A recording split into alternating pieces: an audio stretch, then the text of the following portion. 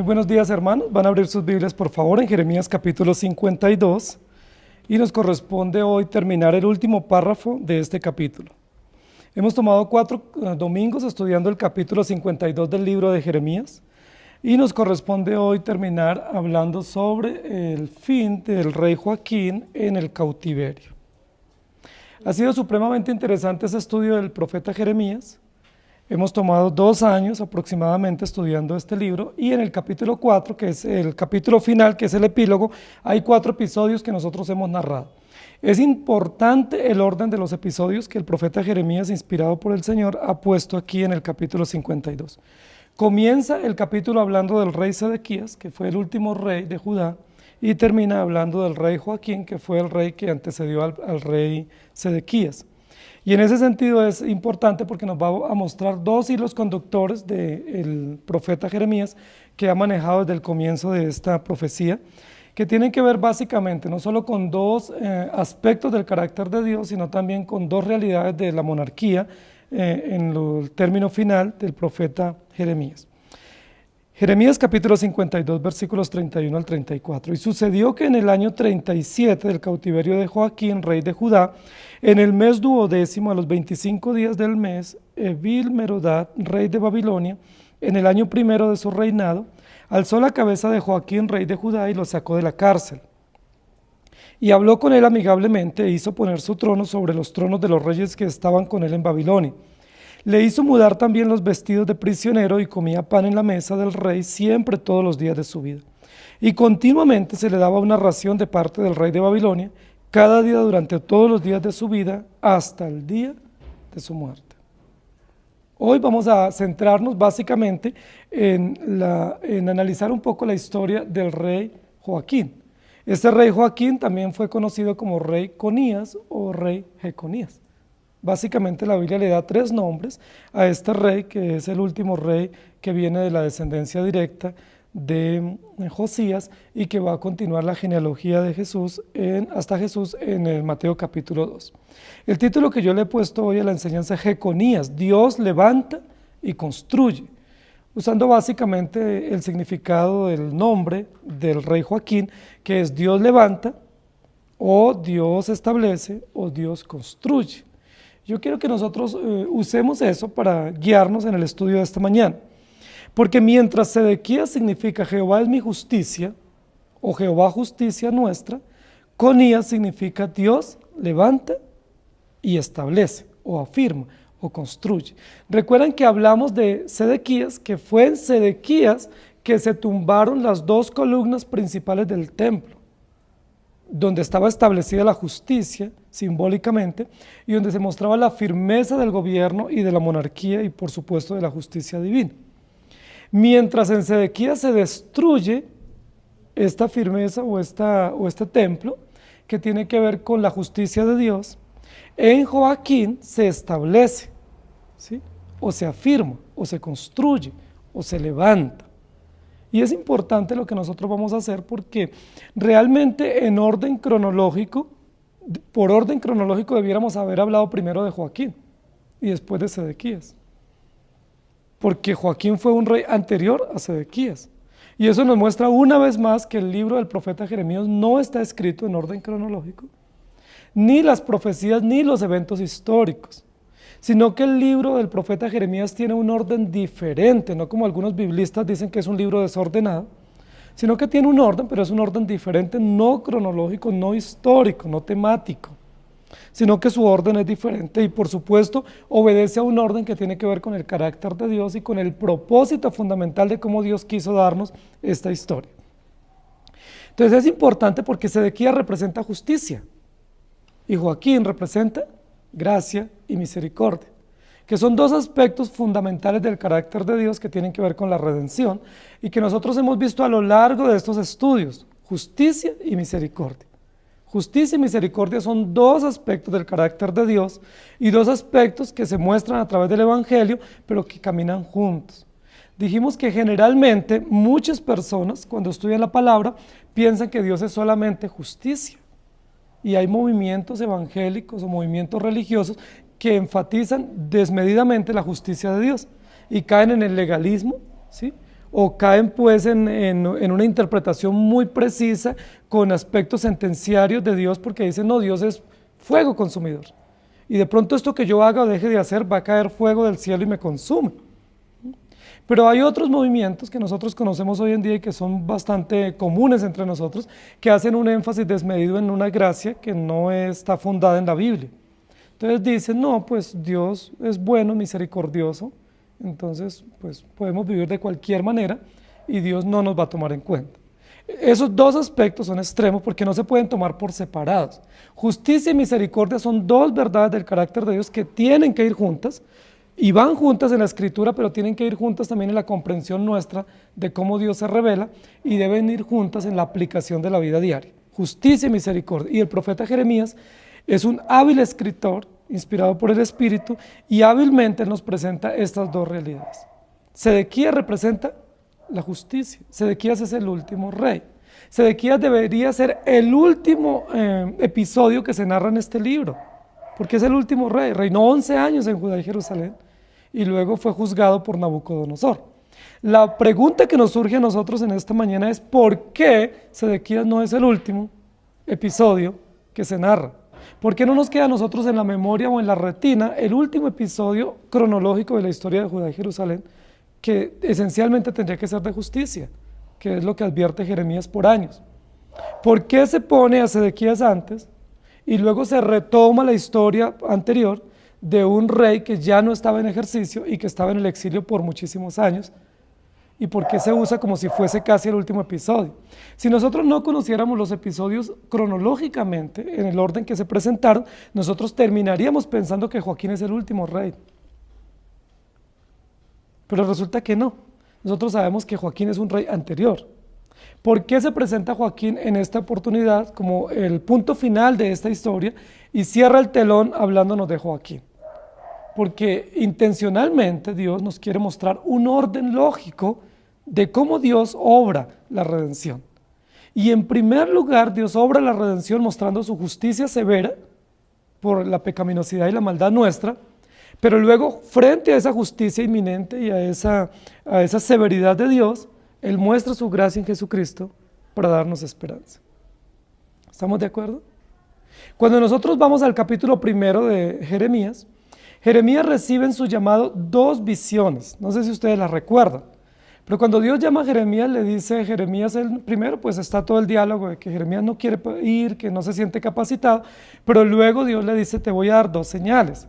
La primera señal es una vara de almendro que florece, es una señal de gracia. ¿Estamos de acuerdo? Es una señal de oportunidad, es una señal de esperanza, de restauración. He aquí yo apresuro mi palabra para ponerla por obra. Es decir, yo hago florecer mi palabra para que vean que hay una palabra y un anuncio profético y se arrepientan y yo los salve. Pero la segunda señal que el profeta Jeremías recibe en el capítulo 1 es una olla hirviendo y su faz está hacia el norte. Es una señal de juicio. En el mismo llamado del profeta Jeremías vemos los dos aspectos del carácter de Dios, pero los vemos en una manera inversa. Capítulo 1. La primera señal es gracia y la segunda señal es juicio o justicia. Cuando nosotros vamos en el desarrollo histórico del libro, en todas las profecías que hemos visto en estos 52 capítulos, lo primero que vamos a ver es justicia y luego misericordia. Justicia para exterminar, para limpiar, para juzgar a estos reyes y a esta nación, los llevan en cautiverio, a otros los degollan. Hay muchísima justicia presente en este libro, pero luego hay promesas de restauración. Van a regresar nuevamente, van a reconstruir y repatriar el país y van nuevamente a levantar las murallas y se van a establecer definitivamente en Judá y Jerusalén. En el capítulo final, que sería el primero y el cierre de este libro, hay una inversión en esos dos aspectos del carácter de Dios.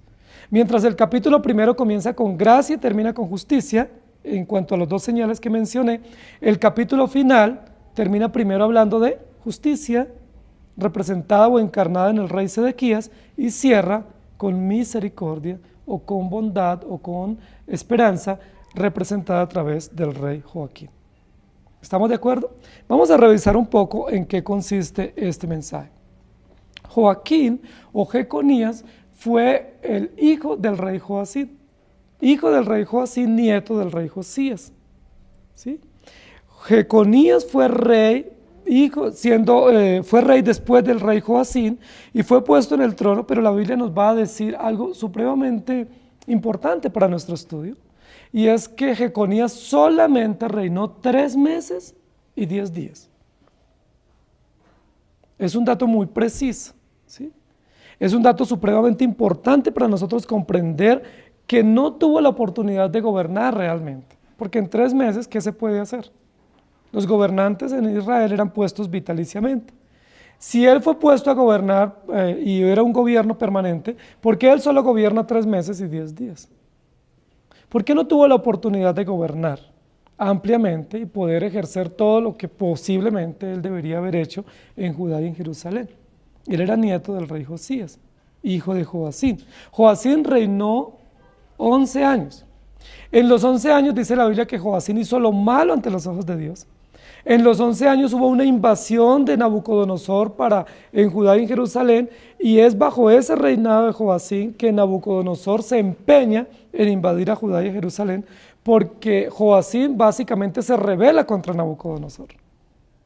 Nabucodonosor fue un rey muy cruel, y Nabucodonosor no admitía que ningún gobernante de naciones pequeñas se rebelara contra él, porque él era el emperador de turno, un imperio emergente. Sin embargo, dice la Biblia que Joacim se rebeló abiertamente y se opuso, y Dios hizo que se levantaran ejércitos moabitas, amonitas, egipcios y caldeos para que fueran contra Judá y Jerusalén. Y es bajo Joacim que Nabucodonosor se empeña y se compromete y como que se jura a sí mismo decir: voy a invadir a Judá y Jerusalén y voy a destruir este reino. Sin embargo, no lo logra hacer con Joacim.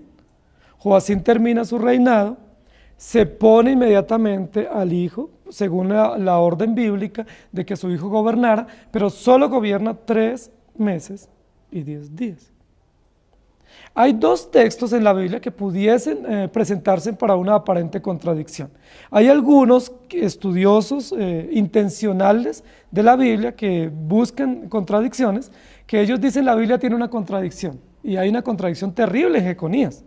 Y la primera contradicción que ellos dicen que hay es porque hay un texto en la Biblia donde dice que Jeconías comenzó a gobernar a los 8 años de edad, y hay otro texto paralelo que dice que comenzó a gobernar a los 18 años de edad. Entonces, esa es una contradicción, ese es un error, porque hay 10 años de diferencia, y o Esdras está equivocado, o los reyes, que fueron los que escribieron las otras crónicas, están equivocados. ¿Cómo nosotros podemos conciliar ese aparente error o esa aparente contradicción de 10 años de diferencia?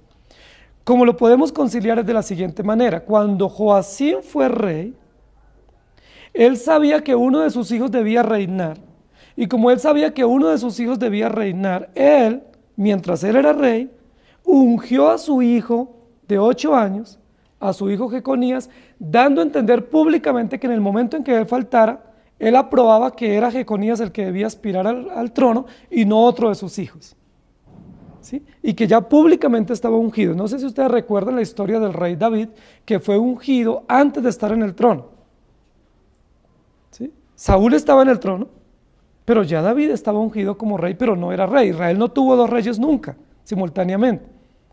Se esperaba que Saúl muriera para que luego estuviera en el trono David, pero ya era público por la familia y por el profeta Samuel y por otros que David era el nuevo rey porque ya estaba ungido, pero no estaba en ejercicio. Entonces la aparente contradicción la resolvemos de esa manera.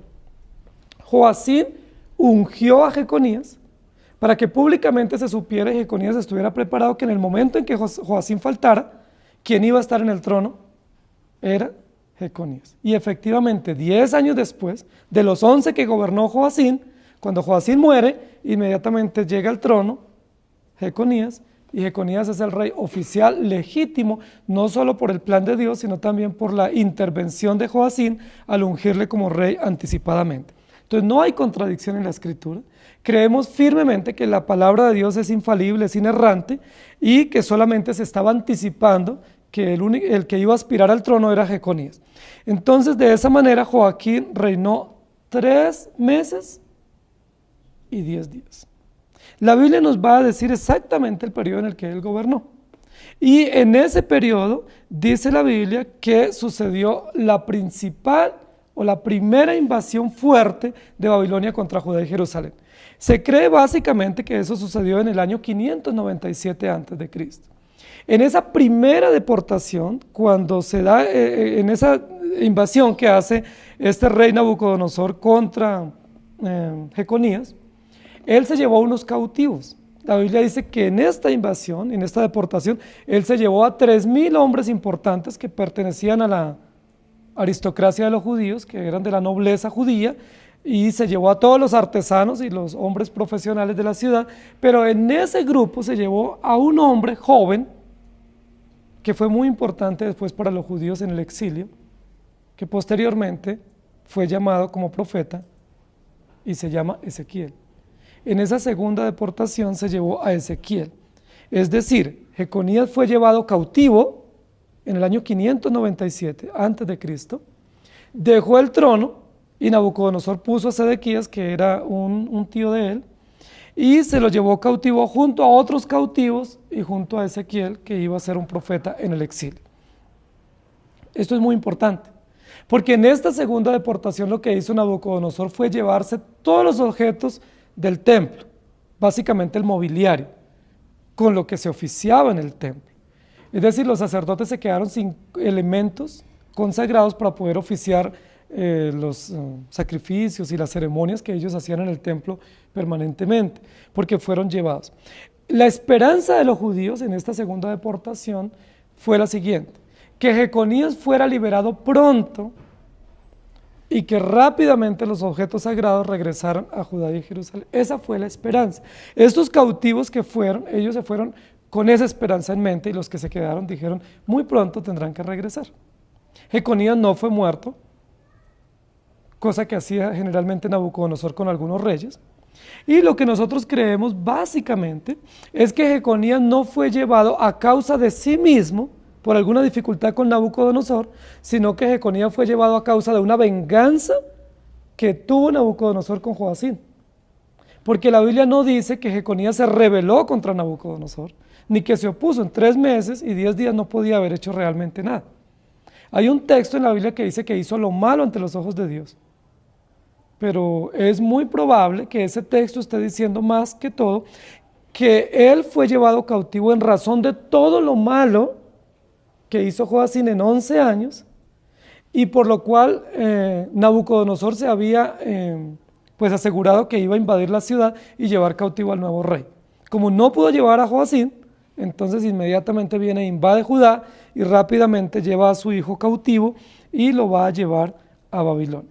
Yo quiero que nosotros nos detengamos y vayamos leyendo el primer versículo de este texto, que es el versículo 31. Y sucedió que en el año 37 del cautiverio de Joaquín, rey de Judá, en el mes 12º, a los 25 días del mes, Evil-Merodach, rey de Babilonia, en el año primero de su reinado, alzó la cabeza de Joaquín, rey de Judá, y lo sacó de la cárcel. Lo que la Biblia nos va a decir en algunos episodios es que Joaquín fue llevado cautivo y lo pusieron en la cárcel y no sabemos nada más. ¿Con quiénes más fue llevado en esa oportunidad en el 597? Fue llevado con sus mujeres, tenía varias mujeres, fue llevado con la madre de él, es decir, la esposa de Joacim, y fue llevado con otros nobles de Judá y Jerusalén. Estuvo en la cárcel, no dice más la Biblia. Ahora vamos a este episodio final en la historia judía, y dice, sucedió en el año 37 del cautiverio de Joaquín, rey de Judá. Ese es un dato histórico bien importante para nosotros.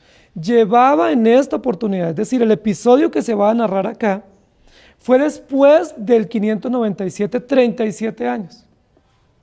37 años llevaba Joaquín en la cárcel. ¿De cuántos años él fue llevado cautivo?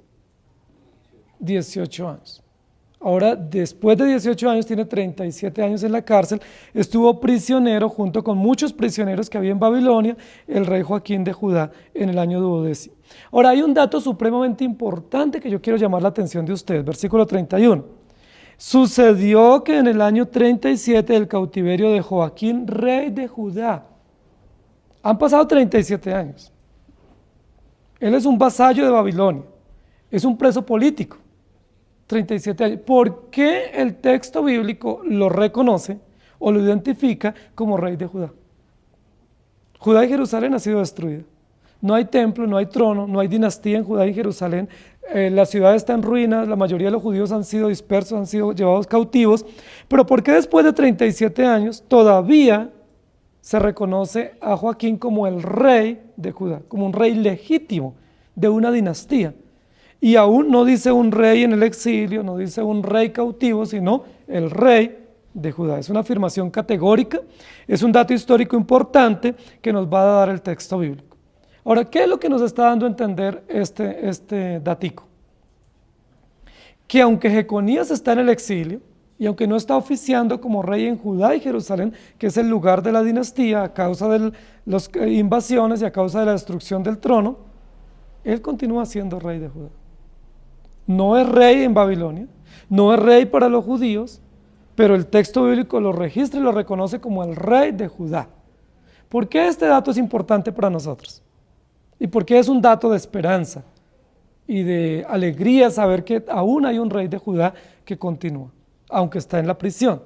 Es muy importante porque nosotros pensábamos que Nabucodonosor había logrado exterminar la dinastía. ¿Se acuerdan que posteriormente al cautiverio de Joaquín, el rey Nabucodonosor tomó preso a Sedequías y posiblemente estaban en la misma celda en esta oportunidad? Porque fue unos 11 años después que fue llevado cautivo en el 586 Sedequías. Pero ¿se acuerdan que Nabuzaradán mató todos los hijos de Sedequías para asegurarse que no tuviera descendencia y que no continuara la dinastía? Probablemente Nabucodonosor estaba cantando victoria, diciendo: aquí tenemos un preso político, hacía parte de la dinastía, pero ya no hay herencia porque los hijos de Sedequías todos fueron degollados. Y sí hay 2 reyes en prisión que son judíos, pero no hay oportunidad de que continúe la dinastía. Pero miren lo maravilloso de la gracia de Dios y de su bondad y de su plan perfecto. Jeconías fue llevado antes.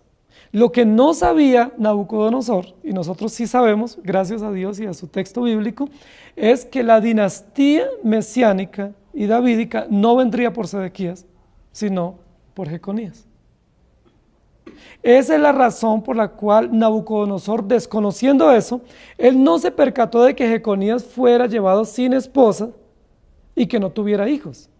Más bien la Biblia dice que cuando Joaquín fue llevado cautivo, se llevó con la madre de él, porque él era todavía muy joven, fue con sus mujeres y tuvo la oportunidad de tener hijos. Se le dio la oportunidad de tener hijos y desarrollar una familia, y de esa descendencia viene Jesucristo. Eso dice la palabra. Entonces es muy importante para nosotros saber que Jeconías representa una verdad extraordinaria del carácter de Dios. Dios levanta y establece. Dios levanta y construye pese a las circunstancias adversas que nosotros pudiéramos dar por hecho que no va a continuar el plan perfecto de Dios. Joaquín, rey de Judá, en el mes 12º, a los 25 días del mes, Evil-Merodach, rey de Babilonia, en el año 1 de su reinado. Ese es otro dato supremamente importante. ¿Quién es este hombre? Evil-Merodach. Es casi un personaje nuevo para nosotros. Es casi un personaje desconocido en la historia de la Biblia para nosotros. La Biblia solo dice que él era rey de Babilonia. La dinastía babilónica también era vitalicia y era hereditaria, como cualquier dinastía monárquica. En ese sentido, lo que la Biblia y la historia bíblica nos va a decir es lo siguiente: Nabucodonosor II, dice la Biblia que Dios le permitió por su soberbia 7 años de locura. ¿Recuerdan? Hay un texto en el libro de Daniel donde él tiene un sueño, y el cumplimiento del sueño es que él va a tener 7 años de locura, donde él va a vivir como un animal salvaje y no va a poder gobernar. En esos 7 años de locura, o de indigencia, o de salvajismo, Nabucodonosor II no pudo gobernar, pero el imperio no quedó a la deriva. El imperio babilónico nombró temporalmente al hijo de Nabucodonosor II. ¿Cómo se llamaba ese hijo que gobernó 7 años? Evil-Merodach. Evil-Merodach, que está mencionado aquí en el cierre de este libro, fue el que gobernó por 7 años ocupando el trono mientras Nabucodonosor regresó después de 7 años de trato de Dios por su soberbia. ¿Qué dice la Biblia? Evil Merodach en estos 7 años, como era un hombre muy joven y era muy malo, hizo cosas terribles, perversas. Cuando Nabucodonosor retomó el trono, Nabucodonosor II, ¿saben qué hizo con su hijo, que había gobernado 7 años, que lo había reemplazado? Lo puso prisionero. Puso prisionero a Evil Merodach porque había hecho 7 años de mal gobierno, como hijo del emperador, y lo metió a la cárcel. La Biblia no dice más, pero lo más probable es que compartieron celda con Jeconías, que compartieron la celda con Jeconías en estos 37 años que estuvo Jeconías preso. Sucedió este episodio, Evil Merodach va a la prisión, no sabemos cuánto tiempo, hasta que muere Nabucodonosor II, y una vez muere Nabucodonosor II, ¿quién debe gobernar legítimamente? Evil Merodach. ¿Cuándo sucedió eso? A los 37 años de la cautividad de Joaquín, Evil Merodach es sacado de la cárcel, naturalmente por designios del imperio, por las políticas estatales, va al trono a gobernar. El primer año de su gobierno acontece eso. Ahí dice el texto bíblico, el 31, y en ese primer año de su gobierno, una de las primeras acciones que él tiene como emperador o como gobernador en Babilonia es alzar la cabeza de Joaquín, rey de Judá, y lo sacó de la cárcel. Esto es un asunto extraordinariamente maravilloso, de providencia divina. Había muchos reyes prisioneros. Habían reyes edomitas, moabitas, habían reyes de otros lugares que estaban presos, porque había toda una cantidad de reyes políticos presos, a todos los que Nabucodonosor había subyugado durante todo este periodo. Bueno, entre ellos estaban 2 judíos, reyes, ¿cierto? Sedequías, que estaba invidente por la tortura que le había causado Nabuzaradán, y estaba Joaquín, que legítimamente era el rey de Judá, porque él no había sido destituido, había sido llevado cautivo. ¿Qué fue lo que aconteció? Según el texto, lo que aconteció es que Evil Merodach, estando en prisión por razones justas, y Joaquín estando en prisión por razones injustas a causa de una enemistad que tuvo el padre de Evil Merodach con el padre de Joaquín, y lo llevan cautivo, se hicieron amigos en la cárcel. Y se hicieron buenos amigos. Y es importante tener buenos amigos. Se hicieron buenos amigos al punto que cuando sale Evil Merodach y va al trono, al único que saca y lo pone en privilegio es al rey Joaquín o Jeconías. Y esa es una situación providencial que nos recuerda el episodio de José cuando estuvo esclavo o cuando estuvo en la cárcel en Egipto. Recuerden que fue puesto injustamente en la cárcel. Allá se hizo amigo de unos hombres que eran oficiales también del César, del faraón, y estando allá y siendo amigo de ellos e interpretándole unos sueños, le dicen, bueno, pues cuando ustedes salgan, acuérdense de mí.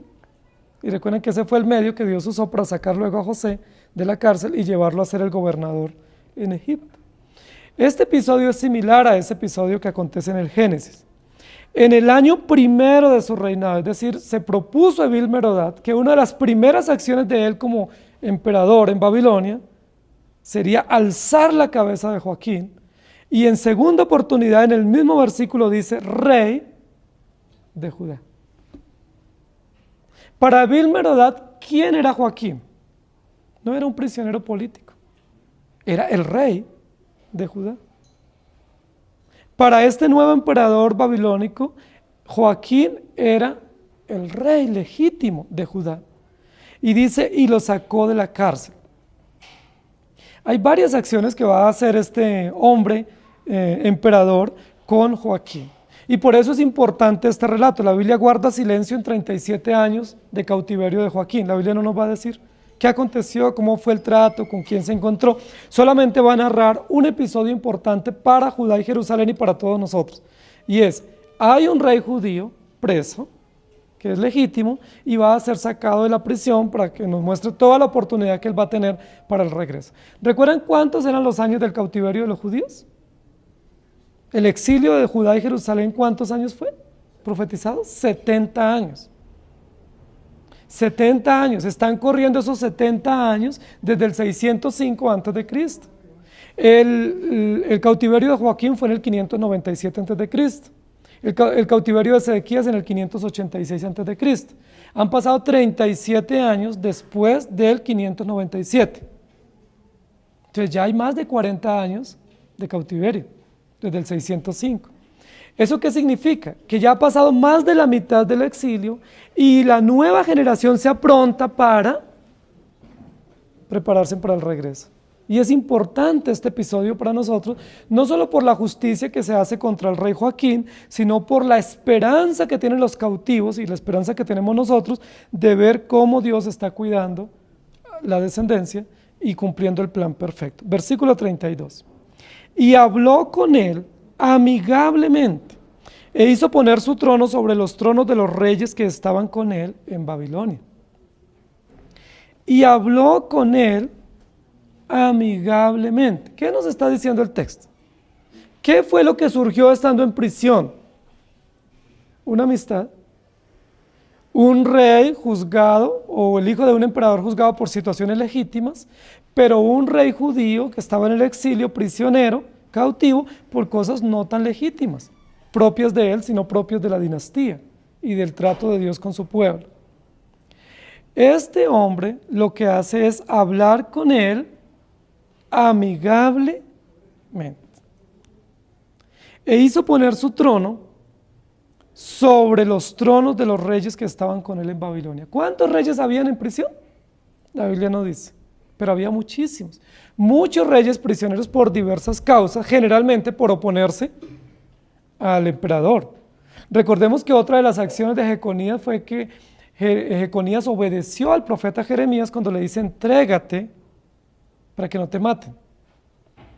Y entonces en esa invasión y cuando hubo todo el cautiverio, él se entregó y fue voluntariamente con toda su familia y fue preservado. Le habló con él amigablemente. Queridos hermanos, estas acciones que estamos viendo en el versículo 32 son acciones muy importantes de la providencia de Dios. Yo no sé si Joaquín en algún momento, estando preso, le corrió por su mente la idea de que era importante ser amigo de este joven emperador que estaba en prisión, sin ningún tipo de interés. No sabemos. Ahora, no sabemos también qué vio Evil-Merodach en el corazón y en la actitud de Jeconías en prisión. Es probable que haya tenido una actitud diferente a la actitud de los otros reyes. Es probable que su actitud hubiese sido más tranquila, más noble, más calmada, aún en medio de la prisión. Hay presos que cuando están en la prisión, ellos están llenos de amargura y buscando venganza en cualquier oportunidad. Pero es probable que otros estén tranquilos, viendo cómo pasan los días y estando tranquilos en prisión. Probablemente Jeconías estaba tranquilo, logró hacer una amistad con este hijo del emperador Nabucodonosor y luego cuando él sale lo que dice es, le puso un trono sobre todos los tronos de los reyes que estaban con él en Babilonia. Este dato es importante y es maravilloso y también es providencial, porque no solo se hace amigo de él en prisión, no solamente alza su cabeza, es decir, le da la dignidad y el honor que le corresponde como rey legítimo de Judá, sino que lo saca de la prisión, pero una vez lo saca de la prisión, ¿cómo lo pone? Dice, por encima le puso un trono, lo estableció como un rey con un trono, pero sobre todos los reyes que estaban como presos políticos en Babilonia. Es decir, ¿quién comenzó a gobernar todos los otros presos políticos? Que eran reyes también. Joaquín. Joaquín porque ha sido sacado de prisión para ponerlo en un lugar de privilegio. ¿No les parece similar a la situación de José? Cuando fue sacado de la cárcel y fue segundo después del faraón como gobernador de todo Egipto y administrador de las finanzas. Básicamente es un texto paralelo en la historia, en estos episodios, para ver cómo Dios salvaguarda a su pueblo y cumple fielmente sus promesas. Lo puso sobre todos los tronos de los reyes que estaban en Babilonia. Yo les pregunto, Evil-Merodach, emperador pagano de un imperio cruel y salvaje, ¿sabía lo que estaba haciendo? ¿Era consciente de las profecías y las promesas mesiánicas para poner a este joven prisionero como gobernador y principal sobre todos los reyes de Judá, de Babilonia que estaban cautivos? Yo creo que él no sabía. Igual como no sabía el faraón a quien estaba poniendo como segundo en el imperio egipcio. Sin embargo, aunque ellos no supiesen, fueron instrumentos poderosos en las manos de Dios para el cumplimiento perfecto de los planes de Dios. Jeremías había dicho una y otra vez a Joacín: entrégate voluntariamente para que salves tu vida. ¿Lo hizo Joacín? No. Jeremías le dijo a Jeconías en los 3 meses y 10 días: entrégate voluntariamente para que te salven la vida. Y Jeconías atendió. Luego Jeremías le dice a Sedequías: entrégate voluntariamente, no resistas. Y él resistió a Babilonia y fue llevado, pero sin descendencia, cosa que no tenía ningún sentido para él ser preservado sin descendencia. Pero en el caso de Jeconías fue preservado. Evil-Merodach, emperador en Babilonia, no tenía ni idea de que él mismo, como emperador, estaba contribuyendo con este acto de amistad al plan de Dios de preservar una descendencia aún en el exilio y de facilitar el fortalecimiento y el establecimiento y la construcción del pueblo judío cautivo para que ellos regresaran fortificados nuevamente a su tierra a reconstruirla. Evil-Merodach no tenía ni idea de lo que estaba aconteciendo. Que mientras él estaba fortaleciendo a los judíos como pueblo cautivo, él y su imperio se estaban debilitando. Que esta amistad, si bien favorecía a Jeconías y favorecía las intenciones y las pretensiones de él como persona, estaban en contra de su propio imperio y de la propia continuidad de ellos como nación, porque rápidamente los babilonios decayeron y los persas crecieron, los judíos estaban fuertes y 30 años después estaban retornando la primera embajada de judíos encabezados por unos de los nietos de Jeconías, Zorobabel, hijo de Salatiel, hijo de Jeconías en el exilio. Versículo 33. Le hizo mudar también los vestidos de prisionero y comía pan en la mesa del rey siempre, todos los días de su vida. El texto es impresionantemente hermoso para mostrarnos la providencia de Dios para un hombre que estaba en prisión. Muy merecido después de 37 años de prisión. Muy justo, muy necesario. Después de todas las carencias y las limitaciones y las humillaciones que sufrió este joven rey, pues es importante que haya sido sacado de prisión y se le dignifique y se le atienda adecuadamente. Pero lo que no sabe este emperador babilónico es que él está contribuyendo a un plan perfecto de Dios. A esta edad le hace mudar los vestidos de prisionero. Y recordemos simbólicamente todo lo que eso significa, ¿cierto? Sacarle de la cárcel, pues darle libertad después de estar preso. Vestirle, devolverle la dignidad natural que él tiene como persona, como rey. Darle comida y ponerlo en la mesa del rey, pues devolverle todos los derechos que le corresponden a él como persona importante y digna. Entonces lo dignifica, le devuelve sus derechos, lo honra, lo establece, lo liberta. ¿Qué más puede esperar Joaquín en el exilio? Está supremamente bien. Puede tener una familia tranquila, puede ver a sus hijos crecer, puede ver a sus nietos crecer. Y el texto 33 termina diciendo todos los días de su vida. La Biblia no va a registrar cuándo murió Joaquín ni de qué edad, ¿sí? Pero más o menos este episodio aconteció a los 52 años. Él tendría unos 52 años, Joaquín, cuando fue sacado de prisión, y de ahí en adelante es vindicado y dignificado todos los días de su vida. Le hizo mudar sus vestidos de prisionero y comía pan en la mesa del rey.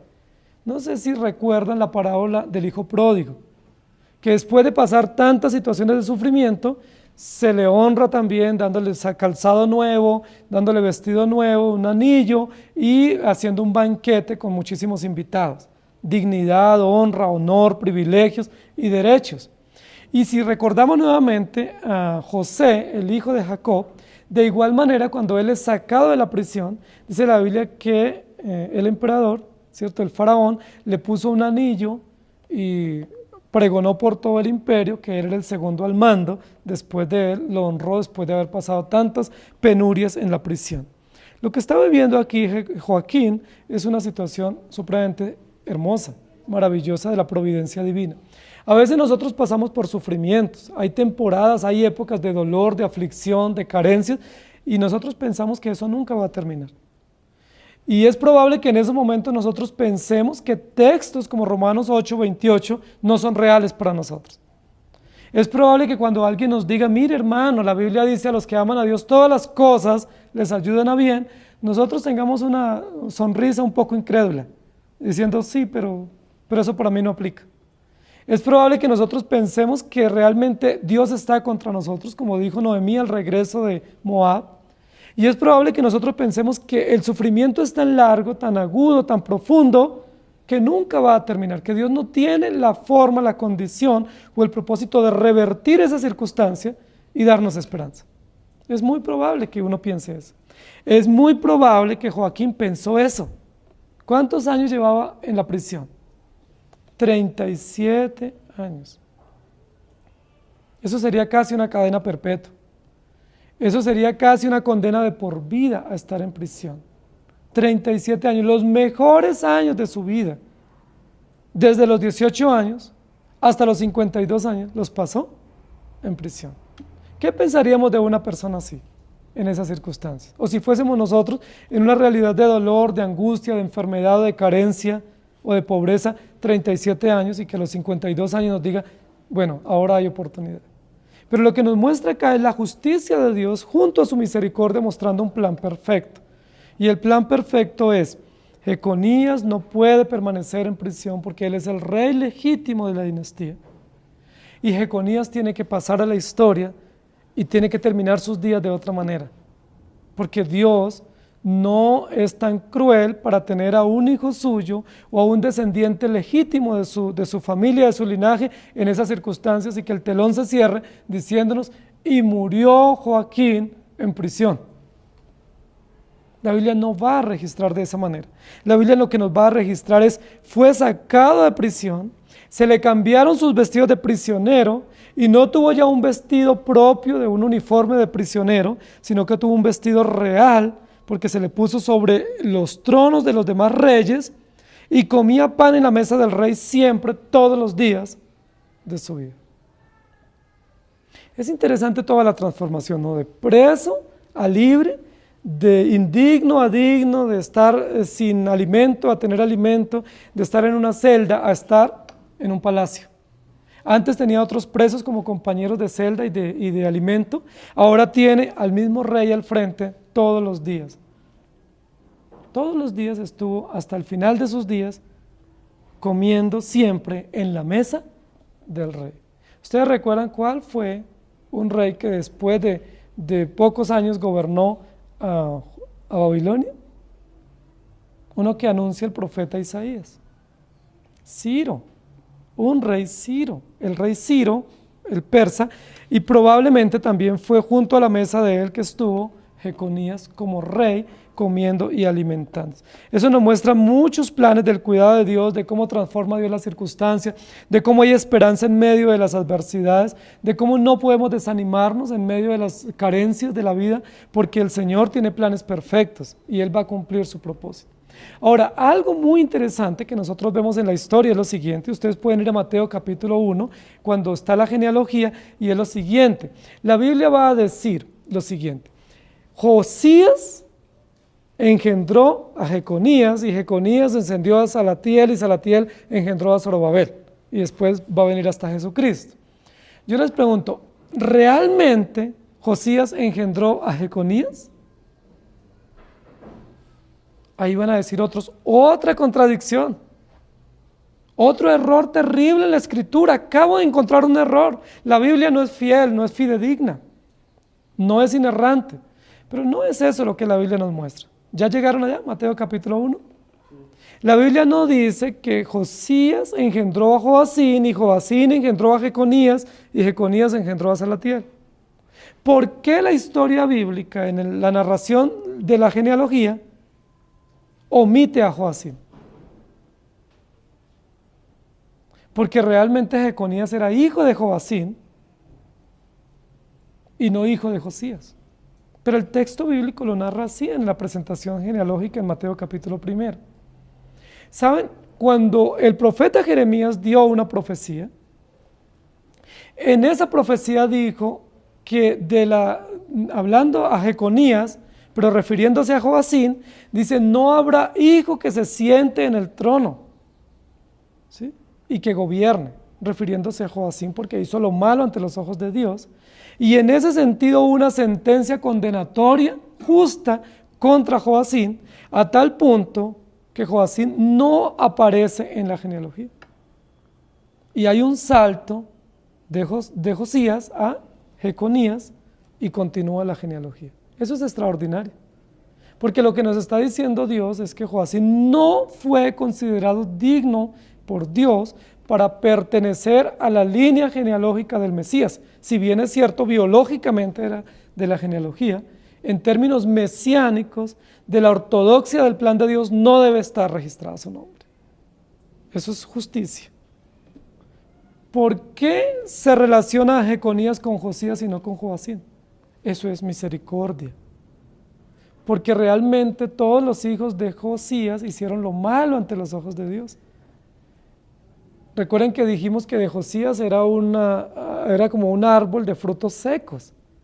No se relaciona a los hijos de Josías, pero se relaciona a un nieto que continúa con la dinastía. Entonces Jeconías es nieto de Josías y va a gobernar. Y va a gobernar legítimamente, aún estando en el cautiverio. Comía pan en la mesa del rey siempre, todos los días de su vida. Una de las cosas que hacían los emperadores cuando tomaban prisioneros, especialmente políticos, eran que les daban un trato muy duro. Recuerden que algunos de los mismos reyes de Judá trataron mal a Jeremías cuando estuvo en prisión y lo tuvieron sin una ración diaria de alimento, a tal punto que Jeremías estaba debilitándose a punto de morir. La Biblia lo dice. ¿Qué fue lo que hizo en una oportunidad uno de los reyes con Jeremías? Dice que lo sacó también de la prisión o de este pozo en el cual estaba y le estableció una ración diaria de alimento por la intervención de un etíope, que ni siquiera era judío. Lo que va a acontecer en esta oportunidad es lo mismo. Joaquín probablemente muchas veces vio embolatada su comida en la prisión, o tenía que comer cualquier cosa de lo que comen los presos. ¿Quién está preocupado por una buena alimentación para los presos? ¿Quién está preocupado por una buena minuta diaria alimentaria bien balanceada para los presos? ¿Quién revisa que las proteínas y los carbohidratos y todo estén adecuados para los que están prisioneros? Que todo esté limpio en su sitio, a sus horas exactas. Nosotros conocemos la realidad de las prisiones, por lo menos por las noticias, y sabemos que básicamente los prisioneros mantienen hacinados en condiciones infrahumanas. No hay condiciones de higiene y de seguridad y salubridad adecuadas para los presos, porque básicamente eso hace parte de la justicia que un Estado impone sobre los prisioneros. Parte de su maltrato, de su descuido, es como, bueno, pues, ¿por qué se portaron mal? Pues si quisieron venir a la cárcel, pues que afronten las consecuencias acá y las condiciones naturales de la prisión. En esas situaciones estaba Joaquín porque la Biblia dice que no tenía una ración diaria. Si en el texto 33 y 34 se ocupa de hablar de la comida y de que tuvo comida o aseguró su comida todos los días, ¿qué es lo que nos da a entender el tiempo de la prisión? Que no tenía asegurada una ración diaria digna de alimento, que no tenía quien se preocupara adecuadamente por su sustento balanceado y por su estabilidad emocional y su salud física, sino solo a través de este episodio de venir este emperador al trono y de sacarlo de la cárcel. Versículo 34. Y continuamente se le daba una ración de parte del rey de Babilonia, cada día durante todos los días de su vida hasta el día de su muerte. Continuamente se le daba una ración de parte del rey de Babilonia. Miren, queridos hermanos, lo que la Biblia nos está registrando. Hubo una época de dolor, de angustia, de sufrimiento, probablemente por los propios pecados de Jeconías, pero muy probablemente, con más seguridad, por los pecados de Joacín y por la venganza que Nabucodonosor tuvo contra Joacín. Tuvo que enfrentar un cautiverio prolongado, condiciones infrahumanas prolongadas en la prisión, pero ahora Dios vindica a este joven rey, que ya no está tan joven, que ya ha madurado en prisión, sale de la prisión, va a comer en la casa del rey, en su mesa real, y va a tener una ración o una asignación diaria de alimento, todos los días de su vida. El texto es enfático en decir nuevamente, por tercera oportunidad, que Dios le aseguró la provisión y la manutención a este rey todos los días de su vida. Es muy probable que esa reiteración de esa idea da a entender que Joaquín no tenía un alimento seguro y que esa era una de las mayores preocupaciones que él tenía en prisión. Que en algún momento pudiera morir de hambre y que probablemente su descendencia no continuara. Al reiterar en 3 oportunidades en los 2 últimos versículos que tuvo una asignación diaria de alimento, enfatiza una respuesta de Dios para una necesidad básica que tiene este rey en prisión. Enfatiza a un anhelo o una expectativa básica que nosotros podemos tener en la vida, que es asegurar el alimento. Todos nosotros sabemos que el alimento es una necesidad vital, que nosotros necesitamos alimento diario, que nosotros necesitamos alimento continuo, que el alimento no solamente es la alegría de tener un alimento y una fortaleza física, sino que asegura la vida. Nosotros también sabemos que a veces nosotros y otros que están a nuestro alrededor enfrentan situaciones de hambre, que hay muchas personas en los países que enfrentan hambre hasta el punto de morir. A veces escuchamos noticias aún en nuestro país de personas o de niños especialmente que mueren por desnutrición. El índice en nuestro país está creciendo, las estadísticas de niños malnutridos. Y si están malnutridos puede ser por 2 cosas básicas. Una, porque no tienen alimento, ¿sí? U otra, porque el alimento que tienen no es el adecuado, no es el suficiente para que estos niños crezcan adecuadamente. Babilonia es un imperio poderoso. ¿Cómo están los prisioneros en Babilonia? Pasando necesidades básicas, elementales, necesidades vitales. Igual como pasa en muchos de nuestros países, mientras hay muchas riquezas y muchos viven muy bien, hay otros que por razones justas o no están en prisión y ven el sustento embolatado. El versículo 34 dice, y continuamente se le daba una ración de parte del rey de Babilonia. ¿Quién pasó a tener el cuidado de la vida y del alimento y del sustento de este rey judío? El propio emperador babilónico, que eran los emperadores enemigos de los judíos. Ellos mismos se encargan ahora de proveer de la misma mano de ellos porción diaria, alimento diario para este rey judío que está en el exilio, asegurándole así su manutención y asegurándole la vida. Cada día, durante todos los días de su vida, hasta el día de su muerte. Esto pareciera ser una redundancia, ¿cierto? Alguien que esté haciendo una redacción un poco más ágil y más técnica diría, bueno, esto es una redundancia, omitamos algunas de las referencias que está haciendo acá, porque hay mucha reiteración. Sencillamente digamos que le dio comida todos los días, y punto. Pero ¿por qué dice el texto cada día, durante todos los días de su vida, hasta el día de su muerte? ¿Por qué es tan enfático el texto bíblico en su redacción en reiterar un episodio y asegurarnos que todos los días, durante toda su vida, hasta el día de su muerte, el rey Joaquín tuvo alimento dado directamente por la mano del rey y que comió en la mesa real? ¿Cuál es la intención del texto bíblico? Mostrarnos la fidelidad de Dios, mostrarnos la justicia de Dios, mostrarnos la preservación de Dios de este rey en el exilio y mostrarnos que los últimos días de la vida de este rey legítimo que está en el exilio van a ser días buenos, van a ser días de honra, van a ser días de dignidad, que los últimos años que él va a vivir son días de prosperidad, va a tener la dignidad que corresponde a un rey judío, va a tener la dignidad que corresponde a un ancestro de Jesús en la línea genealógica, y para mostrarnos que él va a poder ver crecer a sus hijos y crecer a sus nietos y envejecer con alegría y con esperanza.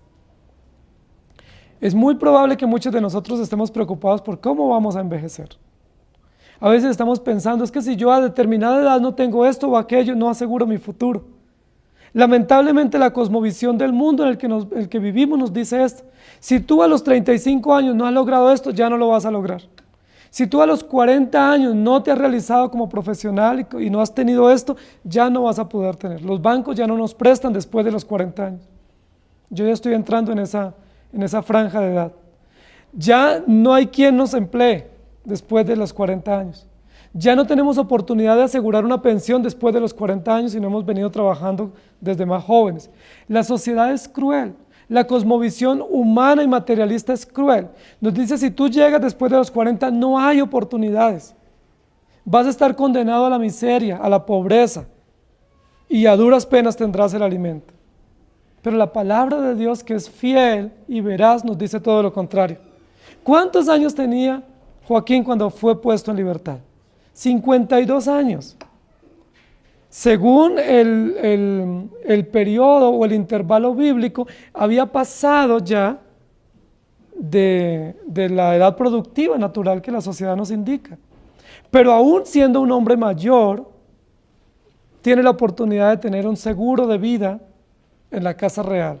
No venía del emperador, no venía de Evil Merodach, que fue su amigo en prisión, y al cual fue impactado con la actitud y el ejemplo de Jeconías en la cárcel y fue movido a misericordia para liberarlo. Este seguro de vida que tiene Joaquín en Babilonia viene de parte de Dios. ¿Trabajó Joaquín para tener este seguro de vida? ¿Trabajó Joaquín para comer en el palacio real y asegurar su manutención de por vida? ¿Trabajó para tener sus hijos y sus nietos bien respaldados por el mismo imperio, educados por el imperio babilónico? Hombres con dignidad y con educación adecuada para poder aspirar a regresar a Judá y a Jerusalén para reconstruir el templo. Aunque la dinastía legítima se cierra en Judá y Jerusalén porque el trono se destruye, familia real regresa a Judá y a Jerusalén para reconstruir. Zorobabel es el primero, que es nieto de Jeconías, regresa para trabajar en la reconstrucción de la ciudad y para mostrarnos cómo Dios es fiel, cómo Dios levanta y construye aún en medio de circunstancias adversas. Nosotros probablemente estemos pasando situaciones similares a las de Joaquín en prisión. Probablemente las situaciones de pobreza, de enfermedad, de adversidad o diferentes realidades que nosotros enfrentemos nos hagan ser similares a este rey legítimo en prisión. Probablemente pasando por valle de sombra de muerte prolongado, donde nosotros decimos, ¿y ahora quién podrá socorrerme? Donde probablemente hemos perdido las esperanzas de tener libertad y de tener provisión suficiente. La Biblia dice que los judíos, cuando el exilio se prolongó, perdieron las esperanzas de regresar. Después del 597 a.C. había una gran expectativa, pronto regresaremos. Pronto los utensilios del templo regresarán. Y este joven rey regresará con nosotros. La Biblia lo dice y fue cuando Jeremías, inspirado por el Espíritu Santo, hace una carta y la envía y les dice, desempaquen las maletas, construyan casas, acomódense porque el exilio es largo, 70 años. La Biblia nos dice que los judíos cautivos al principio perdieron tanto las esperanzas de regresar que comenzaron a guardar sus instrumentos y los colgaban en los árboles y se olvidaron de cantar, y que no hubo voz de alegría, ni que habían matrimonios, ni celebraban nacimientos, porque ellos estaban muy tristes y afligidos porque estaban en el exilio. Cuando reciben la carta del profeta Jeremías, enviada por el Señor, se animan y volvieron a celebrar y a festejar y a prepararse porque los 70 años, si bien es cierto son largos, pronto pasan, y la nueva generación retornará a Judá y Jerusalén y continuará la historia de Dios y la historia de su pueblo. Joaquín estuvo 37 años preso. Yo les pregunto, ¿han tenido ustedes pruebas que han superado los 37 años? ¿Han tenido situaciones de aflicción, de enfermedad, de prisión, de amenaza, 37 años? Bueno, probablemente menos años y ya estamos desesperados, angustiados y pensando que no va a haber cambio para nuestra vida. No nos desanimemos, no nos angustiemos desmedidamente, no perdamos la esperanza en nuestro Dios, porque Dios, que es fiel a sus promesas, levanta y construye a pesar que nosotros no creamos. Dios, que es fiel a su plan perfecto, levanta y continúa lo que Él ha determinado desde la antigüedad. Joaquín fue liberado, fue dignificado, todo lo que había pasado de sufrimiento se olvida al tener ahora una provisión asegurada y al poder ver a sus hijos y a sus nietos crecer aún en el exilio. No importa si estamos exiliados, no importa si estamos en el país de las maravillas donde quisiéramos vivir o no, no importa si estamos en la ciudad de nuestros sueños o no, lo importante es saber que estamos favorecidos por Dios y que aún estando en una ciudad que no hemos anhelado o que no estamos tan cómodos, estamos cuidados y protegidos por el Dios de la historia, por nuestro Redentor. Estamos protegidos y cuidados por el que levanta y construye pese a las adversidades, por el que muestra su gracia y su favor en medio de las circunstancias. ¿Ustedes saben cuántos hijos tuvo Joaquín en el exilio? 5 hijos. 5 hijos tuvo Joaquín en el exilio. No fueron muertos por el imperio. El imperio no veía en los hijos de Jeconías o de Joaquín una amenaza para continuar la dinastía, porque no entendía las promesas pactuales como nosotros las podemos entender por gracia. Entonces nunca vio una amenaza en esos hijos. Los dejó crecer. Luego Salatiel, uno de sus 5 hijos, tuvo otro hijo que fue Zorobabel, y luego Zorobabel es el que va al palacio y dice: quiero cartas para regresar porque vamos a trabajar para reconstruir nuestro país. Queridos hermanos, Dios levanta y construye. Dios levanta y establece. ¿De dónde te va a levantar? De donde tú hayas caído. De las circunstancias por donde Dios te haya puesto providencialmente, de allá te va a levantar. Y no te va a levantar por lo que tú hagas o por lo que tú merezcas. No te va a levantar por lo que tú pidas o por lo que tú anheles o ambiciones. Te va a levantar porque Dios es fiel, porque Él ha hecho promesas eternas y porque Él no es injusto para dejarnos en sufrimientos eternos. Los sufrimientos son temporales, las circunstancias son temporales, las adversidades son temporales, pero Dios es eterno. Su justicia, su amor y su benevolencia son eternas.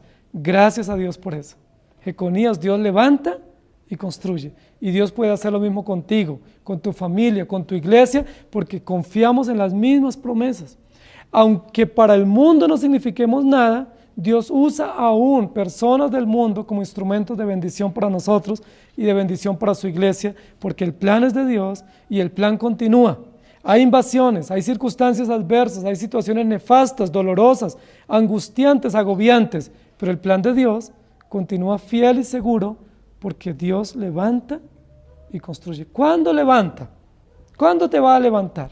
Probablemente no va a ser hoy, probablemente no va a ser mañana, probablemente vas a completar 37 años en esa situación, o probablemente más, como Moisés 40 años en el desierto. Pero lo cierto, lo seguro, de acuerdo al carácter de Dios y de acuerdo a cómo Dios obra, es que Él te va a levantar y te va a construir y te va a edificar, porque ese es el plan de Dios con su pueblo y con su iglesia. Un excelente final para este libro, un excelente cierre para esta historia de tanto juicio y de tanta advertencia punitiva de Dios para Israel.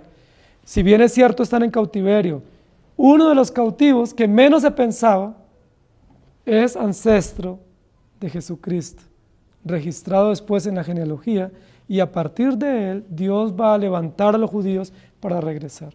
Ahora judíos ya no están solamente como vasallos babilónicos, sino que están a la par del emperador, comiendo en la mesa del emperador, dialogando con el emperador todos los días, recibiendo una ración de la mano del emperador, y eso va a facilitar el camino del retorno a la tierra de promisión. Inclinen su rostro, por favor. Señor Jesús, gracias te damos por tu justicia y por tu misericordia. Gracias te damos por tu providencia. Hay tantos datos en la historia bíblica que nos llenan de alegría y de esperanza, porque son los datos de tu mismo carácter, mostrándonos cómo tú obras en la historia y en las circunstancias para traer esperanza a tu pueblo. Señor, gracias porque muchas veces nos permites pasar prisiones y diferentes situaciones adversas, dolorosas, incomprensibles, algunas muy merecidas por nuestras propias acciones y otras por situaciones políticas y económicas de las cuales no podemos descabullirnos. Pero gracias te damos por Jesucristo, por su plan eterno de redención, y gracias por llenarnos de esperanza. Si bien es cierto, Jeremías es el profeta de los lamentos, el profeta del juicio, el profeta del suspiro, Señor, termina este libro, no con un suspiro, sino con una nota de esperanza. La historia está en las manos de Dios. Tú tienes el control de todas las circunstancias y aún de detalles tan pequeños como recibir la porción del alimento o en qué mesa me voy a sentar a almorzar, hace parte de tu provisión. Aún qué ropa me voy a poner y qué oportunidades voy a tener, hace parte de tu providencia extraordinaria. Gracias te damos. Gracias te damos porque Joaquín no terminó toda su vida en prisión. Más bien todos los días de su vida, después de estos 37 años, terminará en el Palacio Real, donde tú estás tejiendo adecuada y perfectamente los hilos de la historia, no pensando en la dignidad de un hombre, no pensando en el sufrimiento de un hombre que necesita ser vindicado, sino pensando en cómo tú continuarás la historia del pueblo y cómo tú mostrarás la genealogía de Jesucristo, perfecta y fielmente. Tú levantas y construyes. No importa dónde hayamos caído, no importa cuánto sufrimiento e incomprensión tengamos, no importa cuántos anhelos frustrados pudiésemos tener, tú levantas y construyes porque tú eres Dios y porque tú eres fiel a tus promesas. Ayúdanos a entender tu carácter, a entender tu soberanía, a entender tu providencia y estar contentos, gozosos y seguros, aguardando el momento en el cual veamos ese cumplimiento de lo que hemos anhelado. Gracias a Dios por Jesucristo. Gracias porque no es por razón de Josías, ni por razón de Jeconías, ni por la amistad que surgió entre Jeconías y este joven emperador. Es gracias a ti, que controlas de manera invisible los hilos de la historia y llevas en victoria todos tus planes para tu propia gloria, para tu propia excelencia, para tu propio reconocimiento, pero como un valor agregado nos permite ser beneficiarios de tus perfectos planes. Gracias te damos, en el nombre de Jesús. Amén. Que el Señor les bendiga.